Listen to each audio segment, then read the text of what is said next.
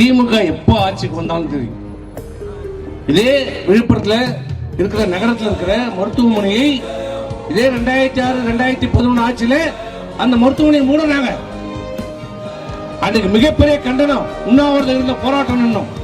அம்மா சொன்னாங்க, எங்கள் ஆட்சி அமைந்த பிறகு, என் தலைமையிலான ஆட்சி அமைந்தால் விழுப்புரத்தில் மீண்டும் அந்த மருத்துவமனை செயல்படும் சொன்னாங்க.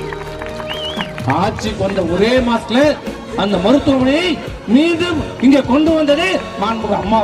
இப்படி அம்மா ஆட்சிக்கு வந்த பிறகு உடனடியாக இந்த மருத்துவமனையை கொண்டாந்தார்களோ, இப்படிப்பட்ட நிலைமைகளா எதிர்காலத்தில் வராமல் இருப்பதற்கு, மாணவருடைய எதிர்காலத்திற்கு சிறப்பான ஒரு வழிகாட்டப்பட வேண்டும் என்றால், மேற்படிப்பிற்கு வழிகாட்டப்பட வேண்டும் என்றால் 2026 மாண்புமிகு அம்மாவுடைய ஆட்சி, எடப்பாடியார் தமிழகத்துடைய முதலமைச்சரான பிறகு இதே விழுப்புரம் மாவட்டத்திலே அம்மா பெயரிலே பல்கலைக்கழகம் ஆரம்பிக்கப்படுவது உறுதி உறுதி உறுதி.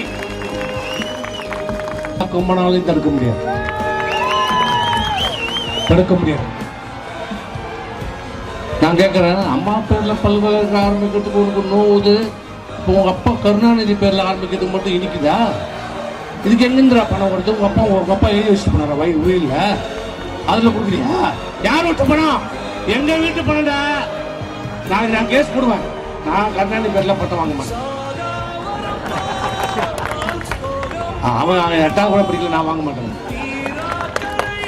என்ன வந்துப்பியா? உனக்கு ஒரு சட்டம், எங்களுக்கு ஒரு சட்டமா?